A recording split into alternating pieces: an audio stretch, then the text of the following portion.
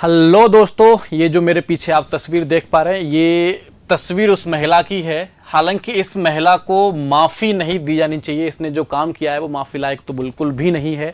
अब आप समझ ही गए होंगे ये महिला कौन है और इसने क्या काम किया है। तो इसका नाम है ज्योति मल्होत्रा और इसका एक यूट्यूब चैनल है। उस यूट्यूब चैनल के थ्रू ये पाकिस्तानी इंटेलिजेंस को स्पाई करती थी इंडिया की कुछ सेंसिटिव इंफॉर्मेशंस। और इंडिया की सेंसिटिव इंफॉर्मेशन, इसका साफ मतलब है कि आप देशद्रोह कर रहे हैं। और देशद्रोह यानी देश प्रेम से बढ़कर कुछ नहीं हो सकता और देशद्रोह से बड़ी गद्दारी और कुछ नहीं हो सकती है। तो आपने ये खबर सुनी होगी अच्छे से। हम आज बात करेंगे कि अगर, हालांकि इन्होंने कबूल लिया है कि इनके संबंध थे पाकिस्तान में। पाकिस्तान की जो हाई कमीशन है इंडिया में, उस हाई कमीशन में एक व्यक्ति जिसका नाम है दानिश, उस दानिश से इनके और भी संबंध थे। हालांकि मैं अभी नहीं बताऊंगा कौन से संबंध है, आप समझ ही गए होंगे। और भी संबंध थे। ये बाली उनके साथ घूमने भी गई थी। मतलब यार क्या क्या महिला, मतलब यार देश के साथ गद्दारी, ये तो कुछ ज़्यादा हो गया। ठीक है ना, मैं तो कह रहा हूँ अच्छे से अच्छी सज़ा दी जाए इन्हें। तो मेरे कहने से सज़ा नहीं होती है, लेकिन क्या प्रोविजंस हैं सज़ा देने के, कोर्ट ने क्या डिसाइड किया है, कौन से एक्ट हैं और कौन से एक्ट के कौन से सेक्शंस इस पर लागू हुए हैं और क्या सज़ा हो सकती है, सब कुछ समझेंगे एक एक करके। मेरा नाम है आशु यादव, उत्कर्ष क्लासेस में आप सभी का स्वागत करता हूँ। चलिए आगे बढ़ते हैं। सबसे पहले हम ये समझ लेते हैं कि हम इस पूरे आर्टिकल यानी इस पूरी खबर में क्या क्या समझने वाले हैं। तो ज्योति कौन है भाई साहब? ज्योति रानी जो है, ये कौन है ज्योति रानी जो है हमारी? ठीक है ना। क्या एलिगेशंस लगे हैं? बहुत ही खतरनाक एलिगेशंस है भाई साहब, मत पूछिए आप। ठीक है। ऑफिशियल सीक्रेट एक्ट क्या है ये, क्या इसका सिग्निफिकेंस है आपके एग्जाम पॉइंट ऑफ व्यू से, ये ध्यान रखना। ठीक है ना। लीगल चार्जेस क्या फाइल हुए हैं, सेक्शन 5 और 3 क्या है सीक्रेट एक्ट का। ठीक है ना।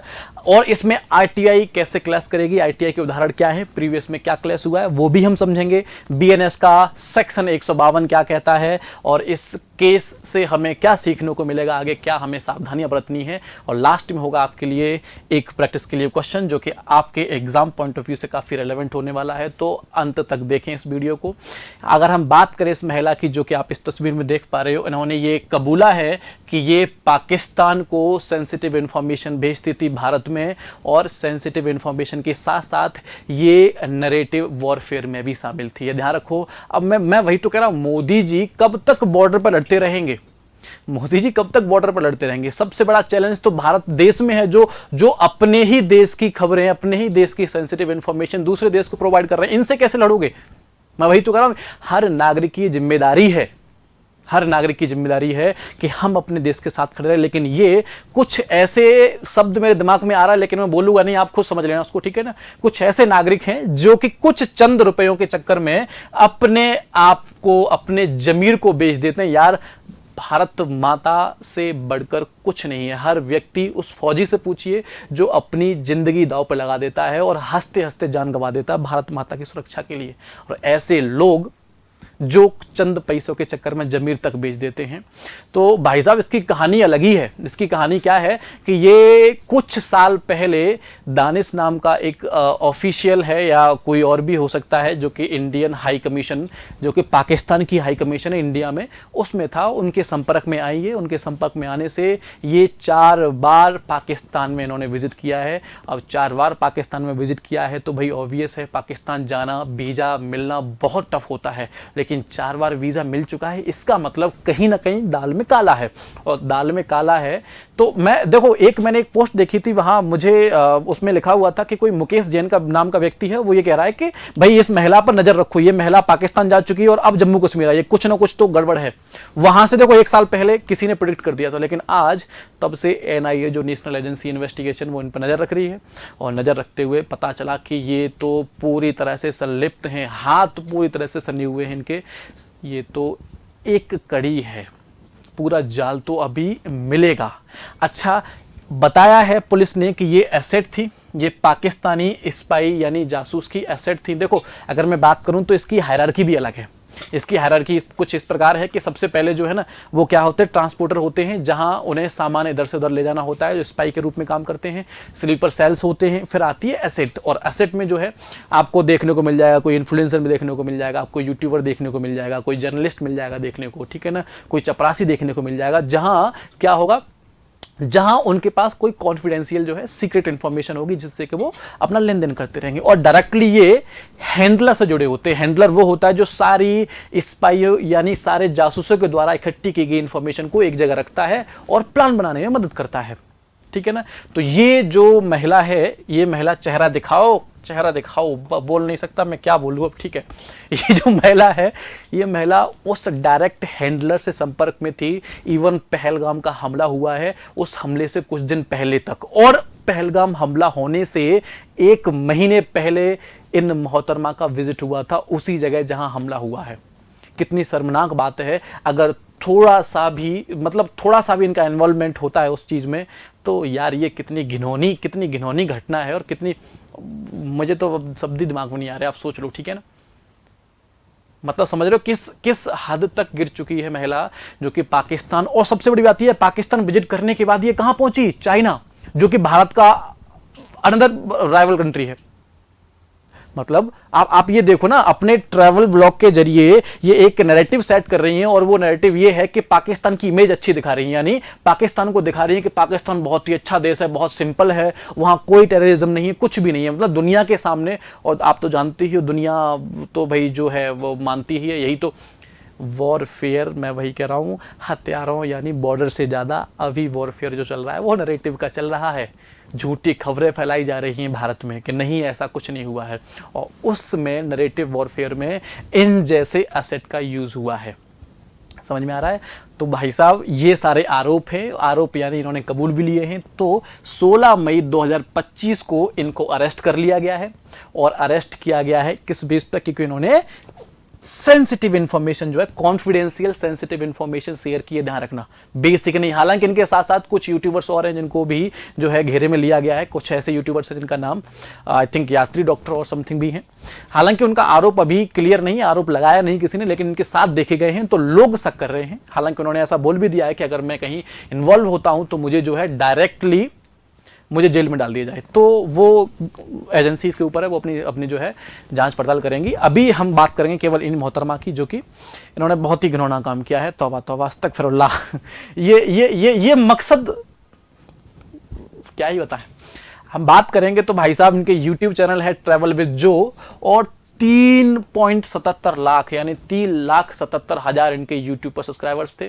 इंस्टाग्राम पर लगभग 1,32,000 फॉलोवर्स थे इनके। मतलब इतने लोगों को ये इन्फ्लुएंस कर रही थी, देख रहे हो ना आप, इतने लोगों को इन्फ्लुएंस कर रही थी ये। अगर हम बात करें, और इन्हीं से ये क्या करते थे, अपने यूट्यूब चैनल और सोशल मीडिया के थ्रू ये पाकिस्तान की एक अच्छी इमेज यानी एक अच्छा नैरेटिव सेट कर रही है इंडिया में। क्यों? क्योंकि पाकिस्तान को हमने बोल रखा है कि ये क्या है, एक टेररिस्ट कंट्री है, और उसने ऐसे ही यूट्यूबरों को स्पॉन्सर, सबसे बड़ी बात यह है कि स्पॉन्सर ट्रिप होते थे इनके। ये पाकिस्तान में जो ट्रिप होते थे वो स्पॉन्सर्ड ट्रिप हुआ करते थे। अब स्पॉन्सर्ड ट्रिप है, इसका मतलब ये है कि वो चाहते थे कि भारत में पाकिस्तान की ऐसी इमेज जाए, दुनिया में ऐसी इमेज जाए जहां पे पाकिस्तान को लोग हिट ना करें, ये ना कहें कि ये एक ऐसा कंट्री है जो कि टेररिज्म को प्रमोट करता है। तो देखो कितनी भोली शक्ल लग रही है इनकी, वाह कितनी भोली शक्ल लग रही है, कितनी। मैं तो चाहता था और बुरी शक्ल लगे इनकी, है ना, और बुरी पिक्चर आए, पर ठीक है, क्या फर्क पड़ता है। अच्छा, अगर हम बात करेंगे आगे, तो एलिगेशंस वही हैं कि इन्होंने कॉन्फिडेंशियल सेंसिटिव इंफॉर्मेशन है जो कि दिल्ली से कहां पहुंचाई है, पाकिस्तान पहुंचाई है, और कहीं ना कहीं वो इंफॉर्मेशन ये मदद करती है भारत में किसका, पाकिस्तान का नैरेटिव एक अलग सेट करने में। प्लस संभावित है कि पहलगांव वाली कहीं कोई ऐसी इंफॉर्मेशन ना हो जिसकी वजह से पहलगांव में जो 26 निर्मम हत्याएं हुई हैं वो हुई हैं इनकी किसी ऐसी इंफॉर्मेशन से। क्योंकि संभावना तो ये भी लगाई जा रही है, क्योंकि कुछ दिन पहले गई थी उसी जगह, सेम जगह जहां हमला हुआ था, ठीक है। तो ये मामला है। तो आप समझते हैं कि इन मोहतरमा ने इतना इतना इतना जो है ना, कह सकते हो ऐसा कृत्य किया ना, बिल्कुल बेकार, ठीक है ना, ऐसा कृत्य किया इन्होंने। तो उस कृत्य की सजा क्या हो सकती है? तो हमारा ऑफिशियल सीक्रेट एक्ट 1923 कहता है कि इनको सेक्शन 3 और सेक्शन 5 के थ्रू इनको जो है इन पर केस चलाया जाएगा, इन पर जो है मुकदमा चलाया जाएगा और आगे देखेंगे इनकी प्रोसीडिंग क्या होती है। तो अगर मैं बताऊं ऑफिशियल सीक्रेट एक्ट के अगर हिस्ट्री के बारे में, तो ये कॉलोनियल एरा से चला आया है, यानी ब्रिटिश लोगों ने इसको बनाया था। सबसे पहले 1904 लॉर्ड कर्जन के समय से है, लेकिन 1923 में इसको दोबारा फिर से रिक्रिएट किया गया। और रिक्रिएट करने के मतलब यह था कि इस ऑफिशियल सीक्रेट एक्ट के थ्रू वो प्रेस यानी न्यूज़पेपर से जो भी कॉन्फिडेंशियल इंफॉर्मेशन हुआ करती थी उस पर वो जो है रोक लगाने के लिए करते थे। जो कॉन्फिडेंशियल इंफॉर्मेशन जो है, जो कि नेशनल सिक्योरिटी, डिफेंस और फॉरेन अफेयर से संबंधित हुआ करती थी। अगर हम बात करें तो इसका पर्पस वही है, इसका पर्पस है कि कोई भी ऐसी नेशनल इंटरेस्ट से संबंधित कोई भी ऐसी खबर जो हो कि नेशनल को, अपने नेशन को हार्म करे, तो वो सारी जो है इंफॉर्मेशन किसके अंदर आती है, वो कॉन्फिडेंशियल सीक्रेट इंफॉर्मेशन के अंदर आती है। ठीक है, जैसे कि ना कोड्स हैं, मैप्स है, पासवर्ड है, मिलिट्री साइट्स है, ये सारी चीजें नहीं बता सकते। और साथ ही में इसी का आरटीआई के साथ ओवरलैप भी हुआ था। आरटीआई के साथ ओवरलैप तब हुआ था, देखो आरटीआई अपने आप में बहुत बड़ा हथियार है, जिसने कि राफेल से लेके, ठीक है, 2G स्पेक्ट्रम कोल, ये सारे जो है आरटीआई के थ्रू पकड़े गए हमारे। ठीक है, लेकिन हाँ, राफेल वाला केस जो है वो इनके साथ जो है क्रैश हुआ था। राफेल में कुछ कॉन्फिडेंशियल इंफॉर्मेशन ऐसी थी जो कि नहीं दी जानी चाहिए थी, वो आरटीआई के थ्रू जो है कर दिया गया। आरटीआई में साफ कहता है, कौन सा, सेक्शन नंबर 8 का 2 कहता है कि नहीं, ऐसी कोई इंफॉर्मेशन नहीं दी जाएगी जो कि कैसी है, वो ऐसे रेस्ट्रिक्ट करता है। ठीक है, अगर हम समझे आगे तो लीगल चार्ज क्या फाइल होंगे, जैसा कि मैंने अभी बताया आपको कि सेक्शन 3 और 5 जो है वो इन पर फाइल हुआ है। साथ ही में भारतीय न्याय संहिता का 152वां सेक्शन भी इन पर जो है लगाया गया है। और ये सारे सेक्शंस क्या कहते हैं, तो सर सेक्शंस कहते हैं, जो सेक्शन 3 है आपका ऑफिशियल एक्ट का, सीक्रेट ऑफिशियल एक्ट का, माफ करना जरा, ठीक है ना, तो वो कहता है कि स्पाइंग फॉर पेनल्टी, यानी पेनल्टी फॉर स्पाइंग, यानी आपने जो जासूसी की है उसके लिए पेनल्टी। और ये ध्यान रखना, अगर एविडेंस सब कुछ परफेक्ट निकला तो इनको लाइफ टाइम के लिए इम्प्रिजनमेंट हो सकता है, लाइफ टाइम के लिए जो है इनको जेल में डाला जा सकता है। लेकिन अगर सेक्शन 3 की बात करूं तो सिंपल सा है, इनको 14 साल तक के लिए जो है जेल होगी। अगर डिफेंस रिलेटेड हुआ है, सिंपल हुआ है, तो 3 साल के लिए, तो ऑब्वियस है डिफेंस रिलेटेड हुआ है। ये कुछ ऐसी मिलिट्री साइट पर देखी गई थी और जम्मू कश्मीर में, जहां कहीं ना कहीं वो सेंसिटिव एरिया है।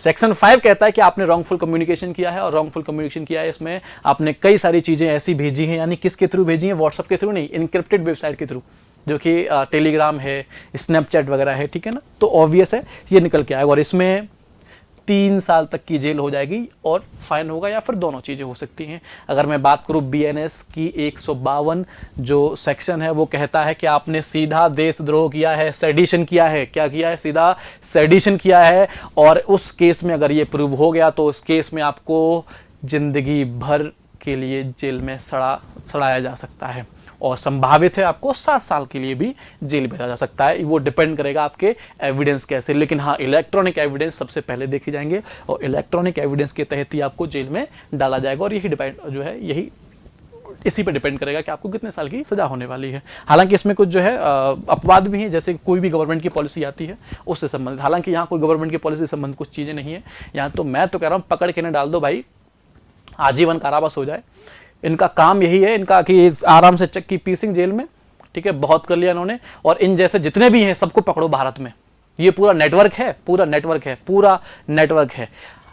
अब इस केस से हमें क्या सीखने को मिला है, तो सर इस केस से हमें जो सीखने को मिला है ये है कि भाई डिजिटल प्लेटफॉर्म पर जो सोशल मीडिया है, उस सोशल मीडिया के बारे में, कुछ लॉज के बारे में हमें कंसर्न होना चाहिए कि कितनी छूट दी जानी चाहिए। क्या बाकी के इन्फ्लुएंसर कहीं ऐसा तो नहीं है वो भी ऐसा कुछ कर रहे हो, क्या वो जो है वो नैरेटिव वॉर तो नहीं छेड़ रहे हैं, कहीं वो अच्छा नैरेटिव तो नहीं छेड़ रहे हैं, ठीक है ना। और अवेयरनेस फैलानी चाहिए डिजिटल एज के बारे में लोगों के बीच, कि भाई कहीं ऐसा तो नहीं स्पॉन्सर्ड वीडियो है, कुछ और तो नहीं बोलना चाह रहे हैं। तो भाई कहने का मतलब ये है बेसिकली कि देखो, पाकिस्तान ऐसा देश नहीं है जहां आपको 4 बार जाना पड़े। पाकिस्तान, किसी और देश में जाओ कोई समस्या, लेकिन पाकिस्तान के साथ अलग रिश्ते हैं भारत के।